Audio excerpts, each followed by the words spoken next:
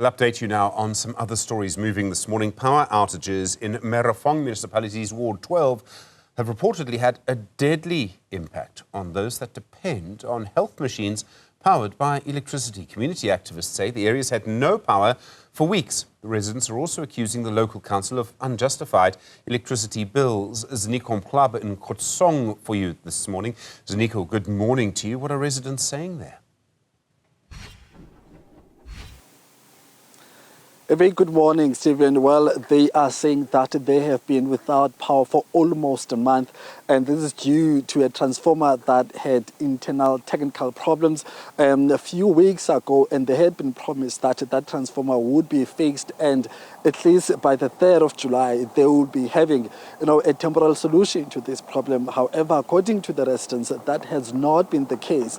But most importantly, Stephen, they are saying that, well, the power outages have had serious impact on the lives of senior citizens, but also those who are having health issues and mostly using oxygen machines to survive. And they are reporting that about over 2 people have lost their lives, and that's the minimum number. And according to what we've been gathering from several people who've spoken to, they're saying that number can be above 5. So we will confirm and verify that information as soon as we talk to those affected family members. But to get more clarity now on the extent of this problem and get some context and background on this particular issue of electricity outages in this particular Ward 12 here in Merafong, I'm joined by 2 gentlemen, Mr. Mkunana, who's the regional leader of Action SA here in Merafong, but also Mr. Khutsong, who's an activist who has been trying to really get to the bottom of this problem. Let me start with you, Babu Mkunana. Give us a context of how the situation has affected this community. You're also a resident here, but you're also a leader. How bad is the situation? And can you also maybe give us more insights on terms of whether indeed there are those reports that are saying that some people have lost their lives due to outages who were depending on oxygen machines? Yeah, yes, indeed, it's true, Ziniko. There are families who have lost families due to the outage of the electricity. Because if maybe I can go back, the transformer at Friki voting station, it only catered Velfordine because it's a small transformer. But with the development of Elijah Bahai, extension 6 and extension 5, so the transformer cannot take that capacity because now it's overloaded. But we've been to Merafong municipality trying to engage the municipality, but really we didn't get value for money. Because if you can check, Velfordine is the first paying area. Really, I mean, they were supposed to, and in any way, focus on Velfordine so that we can have electricity. And then we handed the petition on Tuesday with a company of Mr. Sekano. But of our surprise, yesterday ordinary council meeting, the petition was not included on the council agenda so that it can be discussed. Okay. Let me bring in Mr. Khutsong here, Stephen Ngoska Koltata. Mr. Khutsong, you are an activist here. You are very familiar with the challenges of electricity in Merafong generally. What has been the response or the attitude of the municipality to your grievances and to the grievances of this particular community? Thank you very much. I don't know whether should I say good morning or bad morning, I don't know.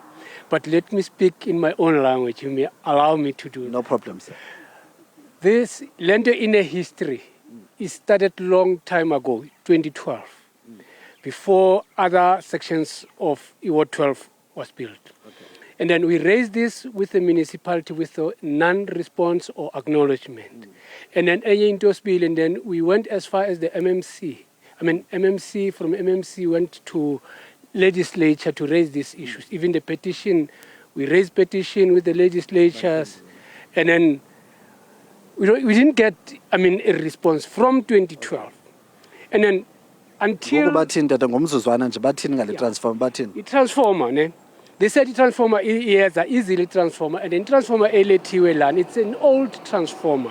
Ekhishwe lana yahamba yopentwa yabuyiselwa, and then kathathwa two incompetent contractors ukuthi ziyofixa ilokuzana i-transformer, of which incompetent contractors azikwazanga, and then instead zezayitshisa no transformer because nayo vele ilokuzana transformer, it was bad because it was not new. uzamele tata ubabhalela amasipala uzamele ubabhalela izintoni ubufuna bayenze i-content yezileta uzosiphetheyo ithini. That was raised in the letter is the issues that was, the first one is that the issue of electricity affects people who their life is depending on oxygen. The students who are using online studies and research. And then the other thing is that the people who are working online, it affects them. Even the people who are using cell phones to work, it affects them. Now it's bad when we hear that more than 7 people lost their lives. It's bad. And then I think Mayor, even MEC and Mr. Tlhabisa must account for this. uba ke ngokutata abaniphenduli njengoba silapha nje namhlanje yintoni enizawuyenza njengabahlali mhlambe zithini options zenu zikhona iziteps mhlawumbe kenazithatha ukuzamela mhlambe ukuthetha naye ne-provincial government. The option that we are having now is to reach out to the South African Human Rights Commission to intervene in this matter, because they have intervened in some sections of, maybe let's say in the Dudula issue. They've intervened in the foreign national issues. We want them to attend also this issue in Merafong because it affects lives in terms of Section 10 or Section 10 of the Constitution, the right to life. And then also Section 27 of the Constitution, the right to have access to water and then electricity. Yeah. So in other words, the municipality is in breach of the Constitution in this matter. What's interesting about this data is that you've got urban areas such as this area we are standing outside, but also there's a section where we would call it a township where you'll find RDP houses. These communities face different challenges. What is the situation in the townships where most of the people do not even have access or who cannot even afford generators? What is the situation like there? Right. The people who are living, especially, let me say, in the RDP houses, are the most vulnerable people who are depending on the electricity. And then now we don't have coal. They must go and fetch wood, and then we don't have forest here. And then they must go and buy, and then they don't have money, then they are not working. Okay. Masibambe tata saphinde siqhubeke sithethe nabanye abahlali. Enkosi kakhulu ngexesha. Let me raise this issue again. Sayishuda ilana sizayishuda yodwa secaleni. Enkosi kakhulu sibambe nje izoleta zakho. That's Mr. Keswa there and Mr. Mkunana, who were giving us insights in terms of the impact this issue of power outages has had on these communities. Very shocking. They're saying that about 5 people have lost their life during this period of outages. So we will speak to one of those families who have lost a family member to get more clarity in terms of what were the circumstances before and after. So it's back to you, Stephen, for now. Ziniko Mhlaba, thanks very much indeed. Live in Khutsong for you this morning. Well.